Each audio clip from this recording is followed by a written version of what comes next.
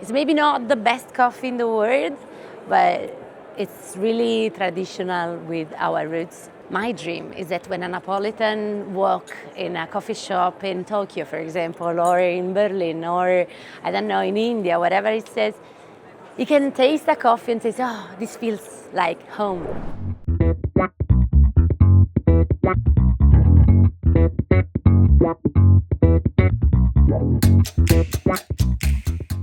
This is a family business because, my sister designed all the brand. We mostly do only coffee for professional use. So we have two blends, 100% Arabica and 100% Robusta. And the classic blend are Aphrodite and Athena, because it seems like to be Greek, because Naples is a very ancient city. We have like a story of 3,000 years. And first we were from Greece, La Magna Grecia. So Partenope is the name of the mermaid that founded our city, and it's also the first name of Napoli. Because it's a family business but owned by female women, we choose to have a little feminine approach about that because of the mermaids. But the new naming is about, Sirena is how you pronounce mermaid in Italian. And Scugnizzo is like a boy that grows up in the streets. So it's street smart, it's a very typical figure from our city, from our country. So we really love what we do, and we try to, when you bring Caffè Partenope out of our city, we are not trying simply to sell coffee. We try to sell an idea, an origin. We are a city of immigrants. So my dream is that when a Neapolitan walk in a coffee shop in Tokyo, for example, or in Berlin, or I don't know, in India, whatever it says, you can taste a coffee and say, oh, this feels like home. So it's maybe not the best coffee in the world, but it's really traditional with our roots. But also we try to be a more digital and more modern in this way. Okay. So what, when you say family business, what makes it like really specially yours? You talked about your sister designing everything, but also... Dad make coffee, your grandfather used to make coffee. Yes. In Italy we have this tradition of family business, little family business, so we the company are like our sons. In a way, you care deeply about that, not because it's a company, but because it's also the story of your family. So my grandfather was in the coffee industry, and my father founded the brand Caffè Partenope. So when you have a company, it's also a family history.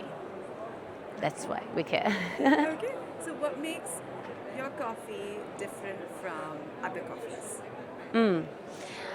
We have a very precise approach about quality. So we are artisanal, so we can care about every lot. But a lot of companies, they do good coffee. We try to be small, artisanal, but also giving services as a big companies. So the logistic is very, very good. We are available anytime for any question. We are flexible about the amount, about any strange request you can have. We can try a way to make your project real. When you say strange request, what does that mean? For example, if you want to do a weird packaging, or if you have a project of open hipster cafeterias all over the world, we are interested in hearing your idea and help you to make it true.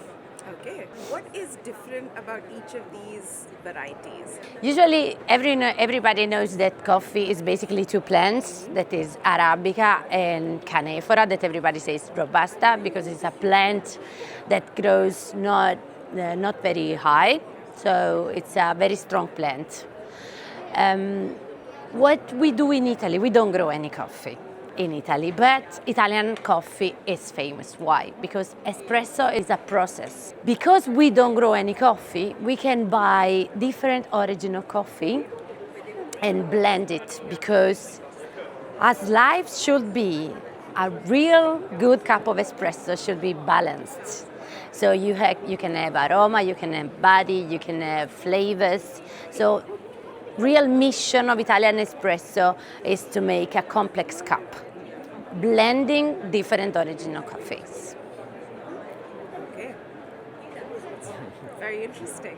In your industry, what is one trend that you're very excited about?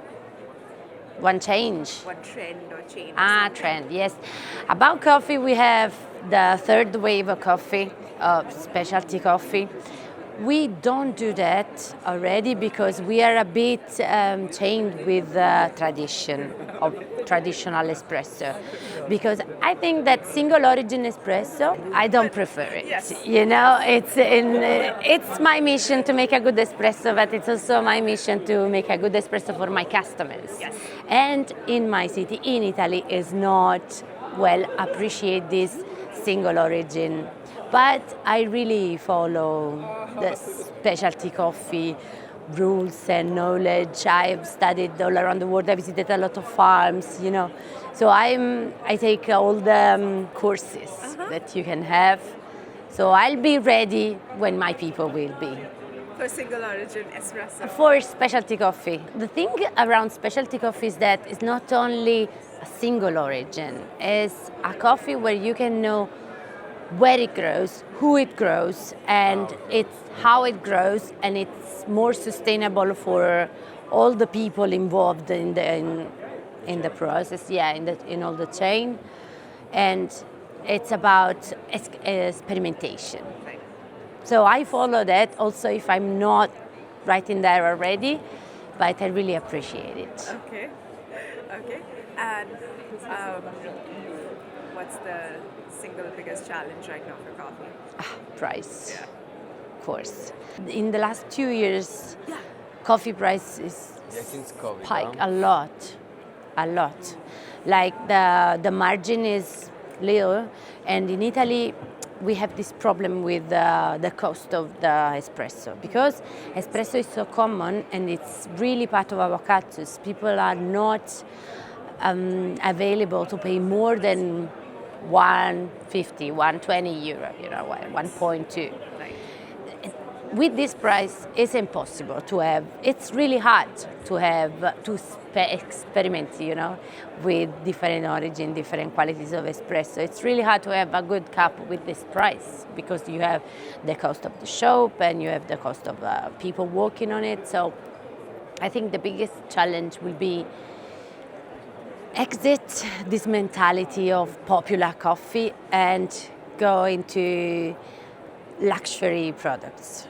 So I think what we should really do, we have an espresso, like a super basic espresso where everybody can invite another one to have in the coffee shop, but we also need to have a menu like wine where you can choose, if you are available to spend more money to have a better product, you should be able to do that. That's not possible everywhere, not yet in Italy.